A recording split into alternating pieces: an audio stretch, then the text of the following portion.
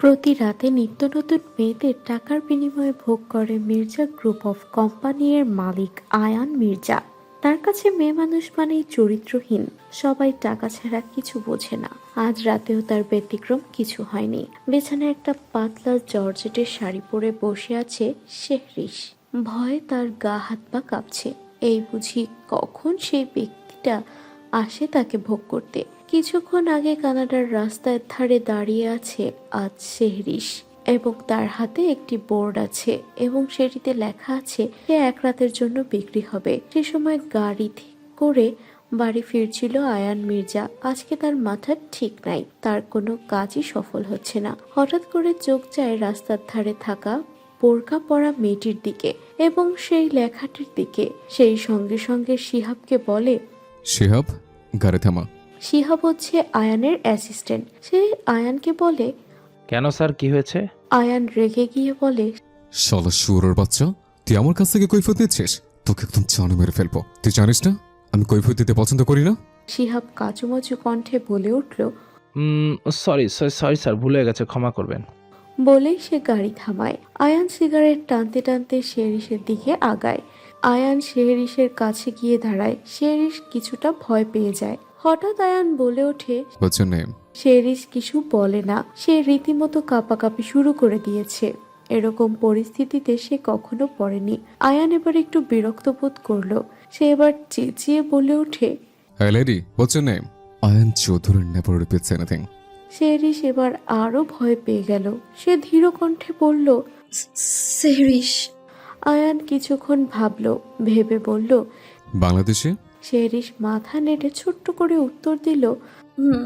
আয়ান শেরিসকে জিজ্ঞাসা করলো, এখানে এত রাতে কি করছেন? শেরিস এবার একটু বিরক্ত হলো, বলল, দেখে তো আপনাকে নিরক্ষর মনে হচ্ছে না। তা কি লেখা আছে দেখতে পাচ্ছেন না? যদি এমনি এমন ফালতু কথা বলতে আসেন তাহলে যান এখান থেকে। আমার কাজ আছে, আমায় করতে দিন। যত সব। আয়ানের মাথা আগে থেকে গরমই ছিল। শেরিসের সাথে যাও বা ভালো করে কথা বলছিল, কিন্তু শেরিসের এমন কথা শুনে তার কান দিয়ে আগুন বের হলো। এতক্ষণ টানতে থাকা সিগারেটটা ফেলে মাটির সাথে পা দিয়ে মারিয়ে ফেলে আর রক্তচক্ষু নিয়ে শেরিসের দিকে তাকায়। শেরিস আয়ানকে দেখে ভয় পেয়ে যায়। সলিড চরিত্রহীন রাস্তার মেয়ে, তুই আমার উপরে কথা বলিস? বল, কত লাগবে তোর? কথাটা বেশ চেঁচিয়ে বলল আয়ান। শেরিস আয়ানের চিল্লানোটা শুনে চোখ দিয়ে টপ টপ করে পানি পড়তে লাগলো। তাও সে কোনো রকম নিজেকে সামলিয়ে বাধ্য হয়ে বলল, 8 লাখ। আয়ান জোরে জোরে হেসে দেয়। আয়ানের হাসির আওয়াজে শেরিসের বুকের ভেতরটা ধক করে উঠল। অতঃপর আয়ান বলল, 8 লাখ টাকার জন্য তুই আমার উপরে কথা বলিস? দেখ তোরে আজ রাতে কি করি আমি, চল আমার সাথে। বলেই আয়ান শেরিসকে হাত ধরে টানতে টানতে গাড়ির কাছে নিয়ে আসে। এদিকে শেরিস কোনো উপায় না পেয়ে তার সঙ্গে যেতে লাগে, কারণ তার যে এই টাকাটা খুব প্রয়োজন। শিহাব গাড়ির বাইরে হেলান দিয়ে দাঁড়িয়ে ফোন দেখছিল। হঠাৎ আয়ান বলে ওঠে, শিহাব, গাড়ির চাবি দে। কেন স্যার? হাই জানোয়ার, দেখ বেশি মাথা গরম করবি না, গাড়ির চাবি দে। শিহাব চুপচাপ গাড়ির চাবি দিয়ে দেয়। তারপর আয়ান শেরিসকে গাড়ির মধ্যে বসিয়ে ড্রাইভিং সিটে বসে। শিহাব বেচারা সেই রাতে কষ্ট করে অন্য গাড়ির লিফট নিয়ে বাড়ি ফিরলো। এদিকে আয়ান গাড়ি চালাচ্ছে আর একের পর এক সিগারেট ফুঁকছে। শেরিস পুরো রাস্তা আর কোনো কথা বলল না, মাথা হেট করে বসেছিল। হঠাৎ শেরিস বুঝতে পারলো আয়ান হাত ধরে তার একটা ভীষণ বড় বাড়ির মধ্যে নিয়ে যাচ্ছে। বাড়িটা ভীষণ পরিপাটি, সুন্দর করে গোছানো, কিন্তু শেরিস কোনো মানুষের অস্তিত্ব পেল না বাড়িতে। আয়ান তাকে তার বেডরুমে নিয়ে গিয়ে ছুঁড়ে মারে খাটের ওপরে এবং বলে, 30 মিনিট টাইম দিচ্ছে, রেডি হ, তোর কত জোর আমি দেখব। কথাটা বলেই আয়ান দরজাটা ধুম করে মেরে চলে যায়। শেরিস দরজাটা দেওয়ার আওয়াজে চমকে উঠল। সে বাধ্য মেয়ের মতো উঠে বোরকাটা খুলে ওয়াশরুমে চলে যায়। গিয়ে হাতে মুখে পানি দিয়ে পার হয়ে এসে বিছানায় বসে। বর্তমান শেরিস ভাবছে যে তারে একটা নতুন জীবনের আলো দেখালো, তারে বাঁচাতে মরতে হলেও মরবে, সে ছাড়া যে আর তার কেউ নেই। শেরিসের ভাবনার মাঝে দরজা খোলার আওয়াজ হলো। শেরিস দেখে আয়ান টলতে টলতে তার দিকে এগুচ্ছে। মনে হয় নেশা করেছে। শেরিস তার চোখের পানি মুছে নিল, আর এদিকে আয়ান এসে তার ঠোঁটের সাথে ঠোঁট মিশিয়ে দিল আর ঠোঁটে জোরে জোরে কামড় দিতে লাগলো। শেরিস ছটফট করতে লাগলো, কিন্তু তার তো আর রেহাই নাই। সারা রাত সেরিসের ওপর দিয়ে অনেক ধকল গেল। শেষ রাতের দিকে আয়ান তাকে ছেড়ে দিয়ে উপর হয়ে শুয়ে পড়ে। সেরিসও আর সামলাতে না পেরে শুয়ে পড়ে। সকাল 7টা নাগাদ সেরিসের ঘুম ভাঙে। তার গায়ে ব্লাউজ আর পেটিকোট ছাড়া কিছু নেই। পাশ ফিরে তাকালে দেখতে পায় আয়ানকে। 6 ফুট লম্বা, সাদা ধবধবে শরীরটার কিছু অংশের খামচির দাগে লাল হয়ে আছে। ঘুমন্ত মানুষটাকে দেখে মনে হচ্ছে কতটা নিষ্পাপ। সুঠাম চেহারার মানুষটির হাতের পেশিগুলো বেশ ফুলে ফেপে আছে। সেরিসের শরীর প্রচন্ড ব্যথা করছে। কাল রাতে প্রচন্ড ধকল গেছে, মেয়েটাকে ছিঁড়ে কুড়ে খেয়েছে আয়ান। সেরিস আবারও চোখ বুঝালো। প্রায় 2 ঘন্টা পর আবার ঘুম ভাঙলো। সেরিসের পাশে তাকিয়ে দেখে আয়ান নেই। হঠাৎই বাথরুম থেকে ফ্রেশ হয়ে বের হয়ে আসলো আয়ান। সেরিস এবার কোনো মতে উঠে ওয়াশরুমে গেল ফ্রেশ হতে। ওয়াশরুমে গিয়ে আয়ানের নিজের মুখ দেখে কান্না করে দেয়। তার ঠোঁটের কোণে কেটে গিয়েছে, সেখানে রক্ত শুকনো হয়ে লেগে আছে। গায়ের বিভিন্ন জায়গায় লাভ বাইট। সে শাওয়ার ছেড়ে কাঁদতে কাঁদতে নিচে বসে পড়ে। প্রায় 1 ঘন্টা পর সে বাইরে বের হয়ে আসে।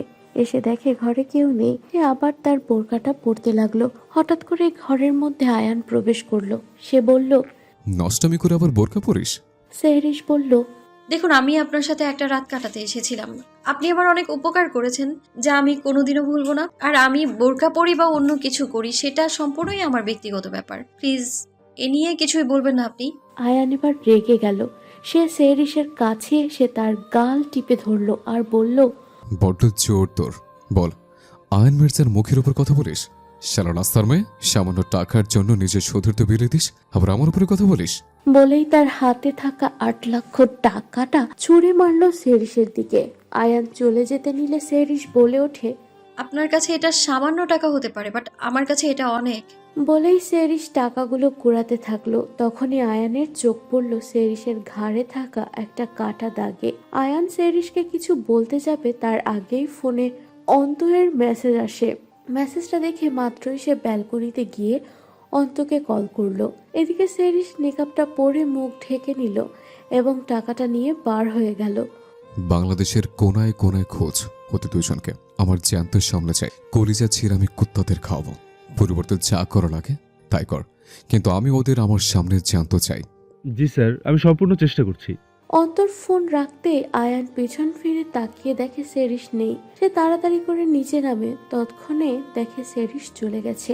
আয়ান সঙ্গে সঙ্গে শিহাবকে কল করে। এই গাধার বাচ্চা, কোথায় তুই? শিহাব বলে, স্যার, আপনার তো গার্লফ্রেন্ডই নেই, তা আমাকে একটু গার্লফ্রেন্ডের সাথে সময় কাটাতে দেবেন না? আয়ান রেগে যায়। পরপর বলে, তোকে 10 মিনিটের মধ্যে আমার সামনে চাই। যদি 1 মিনিটও দেরি হয় তাহলে আমার বন্দুকের গুলি তোর বুক ভেদ করে 1 সেকেন্ডও সময় লাগবে না। কথাটা বলেই আয়ান ফোনটা কেটে দেয়। এদিকে সেরিস তাড়াতাড়ি করে হসপিটালে পৌঁছায়।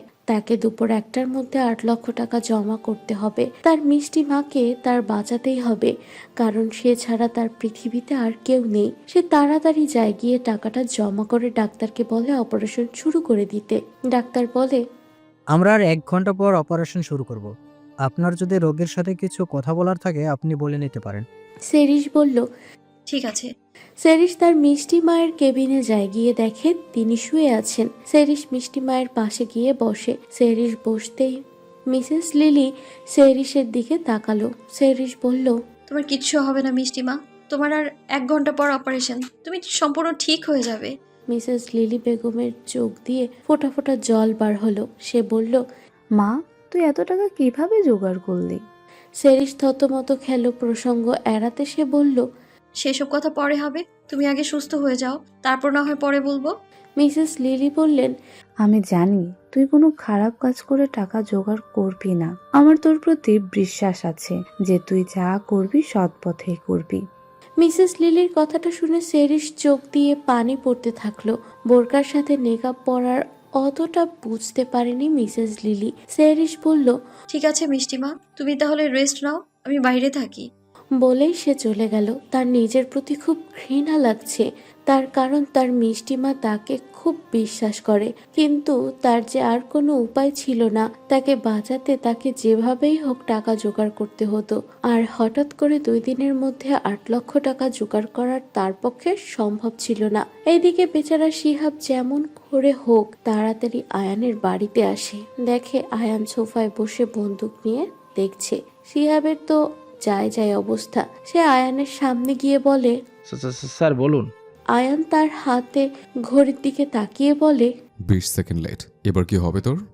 শিহাব ব্যঙ্গ করে বলে। স্যার 20 সেকেন্ডই তো। আয়ান এবার একটা ভ্রু উঁচু করে শিহাবের দিকে তাকায়। শিহাব বুঝতে পারে যে এমনভাবে ব্যঙ্গ করে মজা করাটা ঠিক হয়নি। সে বলে, প্লিজ গার্লফ্রেন্ডের জন্য ছেড়ে দিন, খুব কষ্ট করে এখানে এসেছি। আপনার তো আর গাল। বলতে গিয়েও আর বলল না। শিহাব সে সম্পূর্ণ বিষয়টা এড়াতে বলল, হ্যাঁ স্যার বলুন, আপনি কিসের জন্য ডেকেছিলেন? আয়ান আর কিছু বলল না শিহাবকে। সেও প্রসঙ্গটা পাল্টে দিল, বলল, গত রাতে যে মেয়েটা আমার সাথে রাত কাটিয়েছিল ওরে জ্যান্ত আমার সামনে চাই। যেমন ভাবি হোক, যেখান থেকে হোক, পুরো ক্যানাডা খুঁজে আমার সামনে নিয়ে আসবে। আর হ্যাঁ, কোনো রকম যেন শুরুটা আজ না আসে, নয়তো তুই খুব ভালো করে জানিস তোর কি হতে পারে। এবার যা, কাজে লেগে পড়। শিহাব বলল। Sir 1 cup coffee. আয়ান রাগান্বিত চোখে শিহাবের দিকে তাকালো। শিহাব বলল, আচ্ছা ঠিক আছে, খাবো না আসলে। আসলে কি? শিহাব বলল। স্যার মেয়েটার কোনো ফটো বা কিছু না হলে মেয়েটাকে খুঁজবো কি করে? আয়ান রাগান্বিত কণ্ঠে বলল, তোর দায়িত্ব দিয়েছি এমনি এমনি? জানি না, যেখান থেকে হোক ওই মেয়েকে আমার সামনে হাজির কর। শিহাব বলল, স্যার মেয়েটাকে খুঁজে দিলে কিছুদিনের জন্য ছুটি দেবেন তো? আসলে স্যার আপনার জন্য আমার বিয়েটা আটকে আছে, ছুটি না দিলে বিয়ে কেমনে করবো বলেন তো?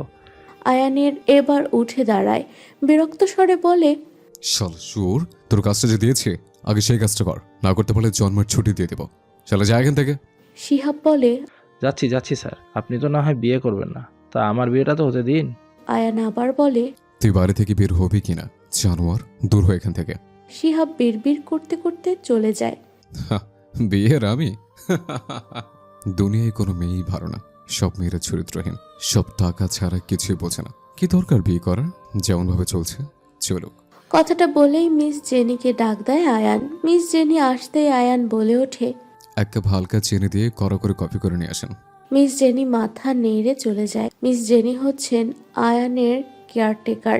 বাড়ির সমস্ত কিছু তিনি সামলান। মিস জেনির পরিবারে তার মেয়ে ছাড়া আর কেউ নেই। তার হাজবেন্ড 2 বছর আগে হার্ট অ্যাটাকে মারা যায়। তার মেয়ে হোস্টেলে থাকে। আর জেনি গত 2 বছর ধরে আয়ানের কেয়ারটেকার হয়ে সবকিছু সামলাচ্ছেন। কিছুক্ষণ পর মিস জেনি কফি নিয়ে আসে। সেটা নিয়ে আয়ান ঘরে চলে আসে। এসে ব্যালকনিতে দাঁড়িয়ে তার মামা হামিদকে ফোন করে। এতদিন পর মনে পড়লো আমার কথা। আচ্ছা বল, কাজ ছাড়া তো আর ফোন করিস না। তা অফিস কেমন চলছে? কোনো অসুবিধা হয়েছে কি? আয়ান ছোট করে উত্তর দিল। না, সবকিছু ঠিকঠাক। হামিদের একটু খটকা লাগলো। সে জিজ্ঞেস করলো, কিছু না কি হয়েছে? না মানে এমনভাবে কথা বলছিস। আয়ান বলে, আসলে মামা, আসলে কি কি বলতে যাচ্ছিস সরাসরি বল।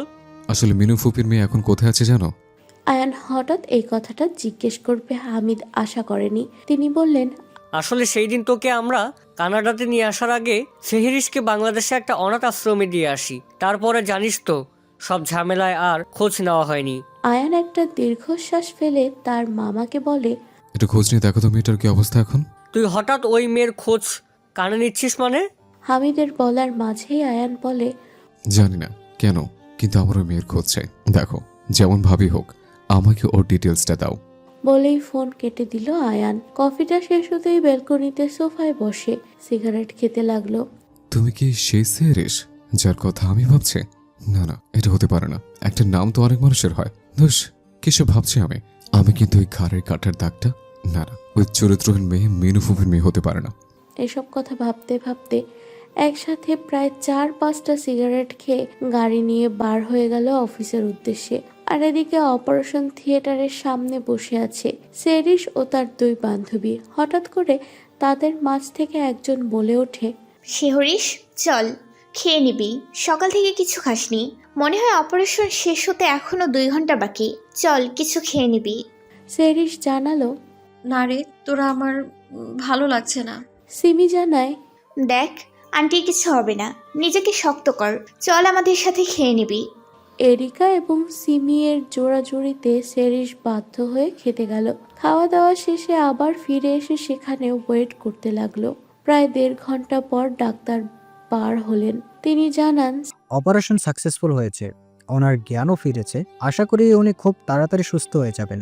সেরিসের মনে হলো তার বুক থেকে একটা পাথর সরে গেছে। সে ডাক্তারকে জানায়, আমি কি ওনার সাথে এখন দেখা করতে পারি? হ্যাঁ, তবে একজন। আর বেশিক্ষণ জন্য না, 5 মিনিট। সেরিস আস্তে আস্তে ভেতরে যায়, গিয়ে মিসেস লিলির পাশে বসে। সেরিস বলে, কেমন আছো মিষ্টি মা? মিসেস লিলি জানান, তোর মতন একটা মেয়ে থাকলে আর কি কেউ খারাপ থাকতে পারে? সেরিস আর কিছু জিজ্ঞাসা করে না। ভয়ে যদি তিনি আবার জিজ্ঞাসা করে যে এত টাকা কোথায় পেয়েছিস, তাই সে আর কথা বাড়ায় না। সে তার মিষ্টি মাকে বলে, ঠিক আছে, তুমি রেস্ট নাও। আমি তাহলে ফিরে যাই, কালকে আবার আসবো। আর ওষুধগুলো ঠিকঠাকভাবে সময় মতো খেয়ে নিও। কথাটা বলেই সেরিস বেরিয়ে এলো, ডাক্তারের কেবিনে ঢুকলো। ডাক্তারকে জিজ্ঞেস করলো, পেশেন্টকে কবে ছুটি দেওয়া হবে? 2 দিন পর আপনি পেশেন্টকে নিয়ে যেতে পারেন।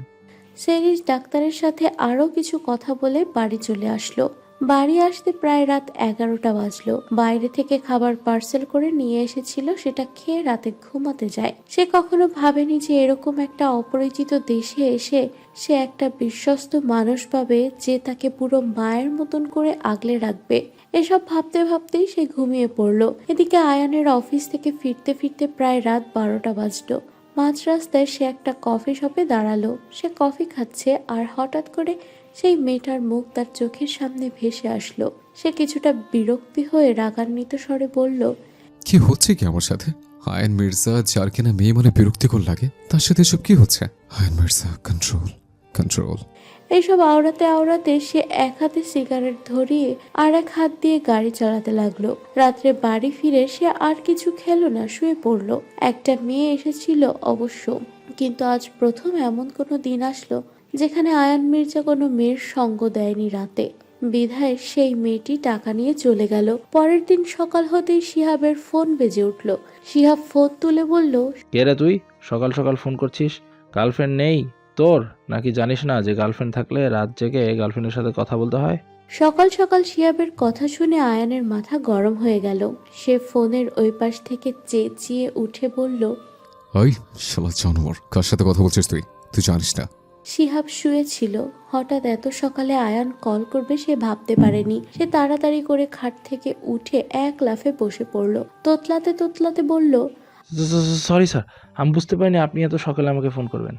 আয়ান এবার রেগে গিয়ে বলল, কি আর বুঝতে পারিস তুই? তোর যে কাজটা দিয়েছিলাম সে কাজটা তুই করেছিস? শিহাব কিছুটা ঘাবড়ে যায়। সে আয়ানকে বলল, আমি কি করে তাকে খুঁজে পাবো আপনি বলেন? আমি কি তাকে দেখেছি? সে তো সেদিন মুখে নেকাব পরেছিল। আর না আপনি তার কোনো ফটো আমার কাছে দিয়েছেন। আমি যদি তাকে রাস্তায় অমনিও দেখি, তাহলে তো আমি তাকে চিনতে পারবো। আপনি বলেন, আপনি তো তার সাথে একটা রাত কাটিয়েছেন, আপনি নিশ্চয়ই তার মুখটা দেখেছেন। আমি কি করে তার মুখটা দেখবো আপনি বলেন? আয়ান এবার শিহাবকে ধমকিয়ে বলে, দিন দিন তোর বড্ড বার বাড়ছে। লিমিট ক্রস করে ফেলছিস তুই। লিমিটের মধ্যে থেকে কথা বল। তুই জানিস না তুই কার সাথে কথা বলছিস? বুঝতে পেরেছি, তোর দ্বারা এই কাজ হবে না। যা করার আমাকেই করতে হবে।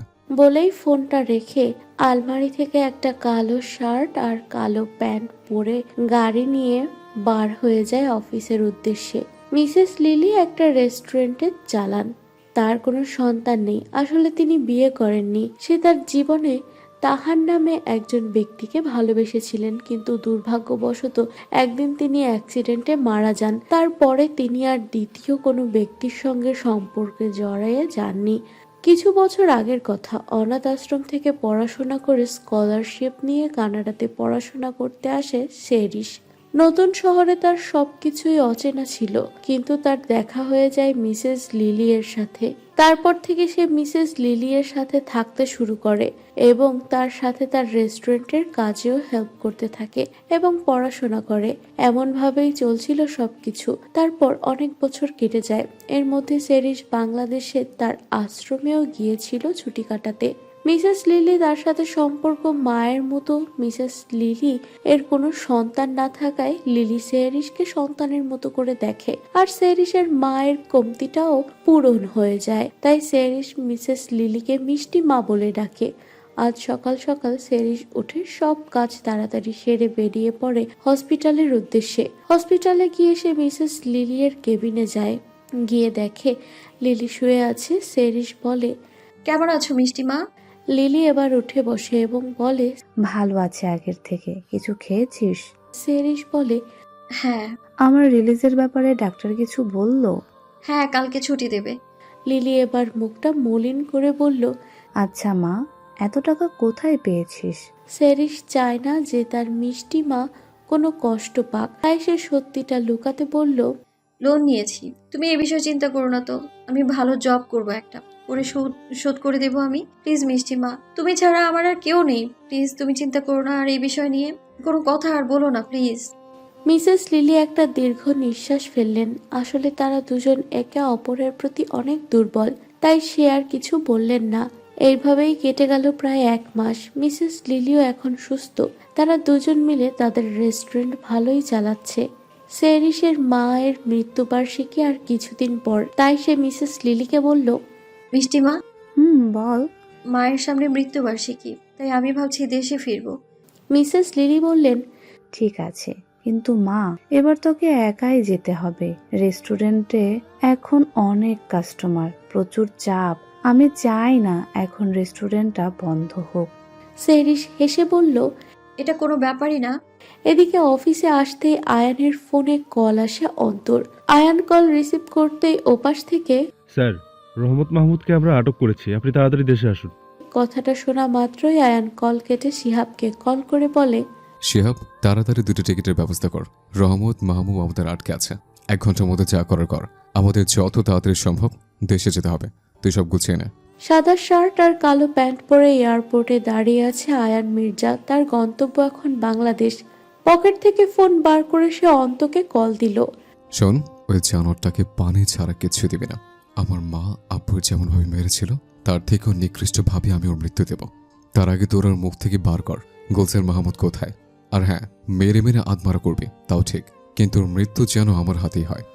আয়ান কথাটা বলেই ফোন রেখে রওনা দেয় দেশের উদ্দেশ্যে। এদিকে হামিদ অনেক কষ্টে সেই অনাথ আশ্রমের সাথে যোগাযোগ করে। আশ্রমের ম্যানেজারের ফোন নাম্বার জোগাড় করে। সে আশ্রমের ম্যানেজার রহিমকে ফোন করে। রহিমের বয়স প্রায় 65 বছর। সেরিসকে হামিদ তার সাথেই তুলে দিয়েছিল। হ্যালো, কে বলছেন? হামিদ বলে উঠল, আপনি হয়তো আমাকে এখন চিনবেন না। আজ থেকে 21 বছর আগে সেহেরিস নামে মেয়েকে আপনার হাতে তুলে দিয়েছিলাম। আমি হামিদ মির্জা। রহিম খানিকক্ষণ চুপ থেকে মনে করার চেষ্টা করে, পরপর বলে ওঠে, হ্যাঁ হ্যাঁ, সেদিন কি আর ভোলা যায়? নূরের মতো একটা মিষ্টি মেয়েকে আপনি আমার আমানতে দিয়ে গিয়েছিলেন, তা হঠাৎ এত বছর পর। আর আর সেজুতি আর আরিয়ান মির্জার ছেলে আরিয়ান মির্জা এখন কেমন আছে? হামিদ এবার বলে, হঠাৎ নূরের মতো মেয়েটাই খোঁজ নিতে হলো। আয়ান মির্জাকে আমাকে আদেশ দিয়েছে। তা সে এখন কোথায় আছে? রহিম এবার বলে উঠল, আজ থেকে 7 বছর আগে সেহরির এখানে স্কলারশিপে কানাডাতে চলে গিয়েছে। মাঝে মধ্যে আসে এখানে আমাদের সাথে দেখা করতে। কোনো ফটো আছে? আর কোনো কন্ট্রাক্ট নাম্বার? রহিম বলল, হ্যাঁ আছে। ঠিক আছে, আপনি আমাকে ওর ডিটেলসগুলো মেইল করে পাঠিয়ে দিন। রহিম বলল, ঠিক আছে, দেব। আমাদের শেহরির মা খুব মিষ্টি। কানাডাতে থেকেও আমাদের সবার খোঁজখবর নেয়। কিন্তু কেমন কপাল, ছোটবেলায় এসে যখন 4 মাস নিজের আব্বারে হারালো আর 3 বছর বয়সে তার মাটাকে হারালো। আজ থেকে 21 বছর আগের কথা ভাবতেই আর কিছু বলতে পারলেন না রহিম। ওপাশ থেকে হামিদ একটা দীর্ঘ নিঃশ্বাস ছাড়লেন। 21 বছর আগে। 21 বছর আগে হামিদ, তুই আমার একমাত্র ভরসা। আমার ছেলেটাকে তুই একমাত্র রক্ষা করতে পারবি। তুই আর মরিয়ম আমার ছেলেটাকে কানাডাতে নিয়ে যা। ওই গুলজার মাহমুদ আর রহমত মাহমুদ কখন কি করে বসে তার কোনো ঠিক নেই। আয়ানের বাবা আরিয়ান মির্জা দেশ ও বিদেশের নামকরা বিজনেসম্যান ছিলেন। আরিয়ান মির্জা আর গোলজার মাহমুদ মিলে মির্জা গ্রুপ অফ ইন্ডাস্ট্রি প্রতিষ্ঠিত করেন। শুরুর দিকে যখন মির্জা গ্রুপ অফ ইন্ডাস্ট্রি দেশে ও বিদেশে বিশেষ খ্যাতি লাভ করতে পারেননি, তখন গুলজার মাহমুদ আরিয়ান মির্জার সঙ্গ ছেড়ে দেয়। তারপর থেকে তিনি নিজ হাতে সব সামলাতে থাকেন এবং মির্জা গ্রুপ অফ ইন্ডাস্ট্রি দেশ ও বিদেশে ধীরে ধীরে প্রচুর খ্যাতি লাভ করতে শুরু করে। তারপর সেজুতি আর আরিয়ান মির্জা এর ঘর আলো করে আয়ান আসে। এভাবে চলতে থাকে তাদের জীবন। আজ আরিয়ান আর সেজুতির বিবাহ বার্ষিকী। তারা আজ আয়ানকে নিয়ে একটা পার্কে বেড়াতে আসে। আয়ানের তখন 5 বছর বয়স।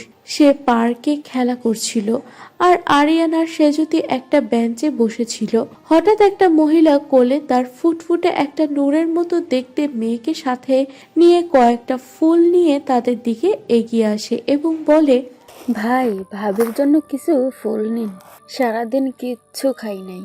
আরিয়ান তার কাছ থেকে একটা ফুল নেয়, তার বদলে তাকে 500 টাকার একটা নোট বার করে দেয়। এদিকে সেজুতি সেই ছোট্ট বাচ্চা মেয়েটাকে কোলে নিয়ে তার সাথে খেলা করছে। সে মিনুকে জিজ্ঞেস করে, আপনার মেয়ের নাম কি? মিনু বলে, শেহরিশ। সেজুতি বলে, এত ছোট মেয়েকে নিয়ে বাইরে বের হয়েছেন?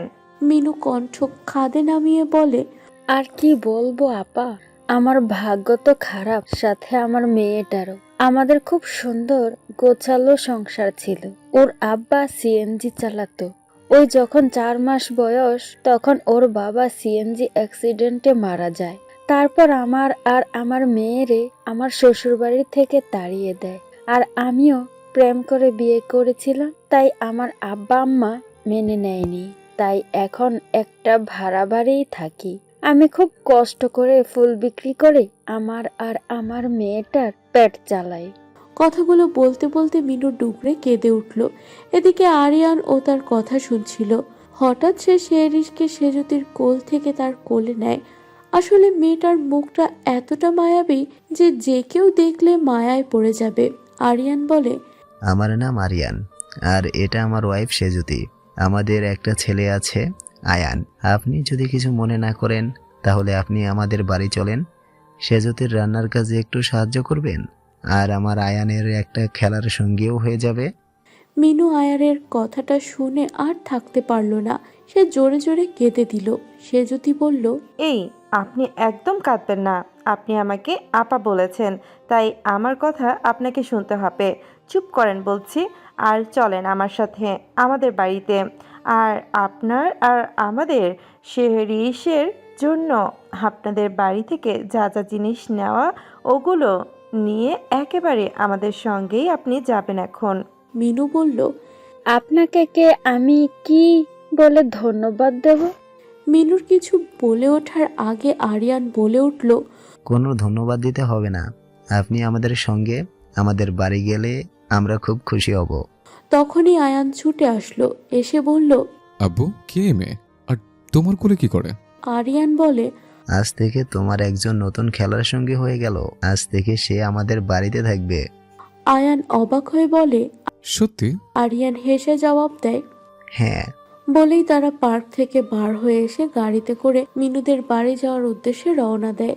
শেহরিশ তখন তার মায়ের কোলে ঘুমিয়ে গেছে। আয়ান বলে, আচ্ছা আম্মু, এই মেয়ের নাম কি? সেজুতি বলে, শেহরিশ। আয়ান বলে, মিষ্টি মেয়ের মিষ্টি নাম। আচ্ছা, এই মেয়ে সত্যি আমাদের সাথে থাকবে? তারা সবাই চলে আসে মিনুদের বাড়ি। তারা বাড়ি ঢুকতেই দেখে একটা ঘরে তারা থাকে, সেখানে এক সাইডে রান্না করে আর এক সাইডে নিচেই ছোট্ট করে বিছানা করা, যেখানে তারা ঘুমায়। এটা দেখে সেজুতি আর আরিয়ান একে অপরের মুখের দিকে তাকায়। ততক্ষণে শেহরিশ ঘুম থেকে উঠে গেছে। সে খুব শান্ত মেয়ে। আরিয়ান শেহরিশকে কোলে নিল। মিনু তাড়াতাড়ি করে বিছানা ভালো করে পরিষ্কার করে তাদের উদ্দেশ্যে বলল, কিছু মনে করিয়েন না, এখানে বসেন, আমি একটু চা বসাই। আরিয়ান বলল, না আপা, চা করতে হবে না। আপনি তাড়াতাড়ি করে সবকিছু গুছিয়ে নিন, আর জামা কাপড় আর আপনার প্রয়োজনীয় জিনিস ছাড়া আর কিছু নিতে হবে না। আসলে আমার একটু ইমার্জেন্সি অফিসে যেতে হবে। আপনি না হয় আমাদের বাড়িতে গিয়ে আমাদের চা করে খাইয়েন। সেজুতি বলল, হ্যাঁ, তাই হবে। তখন আয়ান বলে উঠল, আব্বু, চকলেট খাবো। আরিয়ান বলল, ঠিক আছে। আচ্ছা সেজুতি, তুমি ওনাকে হেল্প করো জিনিসপত্র গোছাতে। ততক্ষণ আমি আয়ান আর শেহরিশ গিয়ে চকলেট কিনে আনি। বলেই আরিয়ান আয়ান আর শেহরিশকে নিয়ে বাড়ি থেকে বের হয়ে সামনে দোকানে গিয়ে তাদের দুজনকে চকলেট কিনে দেয়। আরিয়ান শেহরিশ আর আয়ানকে গাড়ির মধ্যে বসিয়ে দিয়ে আয়ানকে বলে, শোনো, আমি তোমার মায়ের কাছে যাচ্ছি, তুমি শেহরিশের খেয়াল রাখো। আয়ান মাথা নেড়ে হ্যাঁ বলল। আরিয়ান চলে গেল। শেহরিশ মজা করে চকলেট খাচ্ছে আর আয়ান তার দিকে তাকিয়ে তার খাওয়া দেখছে। আয়ান বলে, তুমি খুব সুন্দর করে খাও। শেহরিশ খেতে খেতে ছোট করে মাথা নেড়ে বলে, শেহরিশ খাওয়া শেষ করে আয়ানের দিকে তাকায়। তাকিয়ে তার হাত থেকে আধ খাওয়া চকলেটটা ছিনিয়ে নিয়ে খেতে শুরু করে। আয়ান অবাক কণ্ঠে বলে, এই মেয়ে, তুমি ওর চকলেট কেন নিলে? ওটা আমার। শেহরিশ আয়ানের দিকে তাকিয়ে মুখ ভেঙচি কাটে। আর আয়ান সেরিসের চুলগুলো এক হাতে দিয়ে ধরে টেনে দেয়। সেরিস আয়ানের দিকে মায়াবী দৃষ্টিতে তাকিয়ে ভ্যা ভ্যা ভ্যা করে কেঁদে দেয়।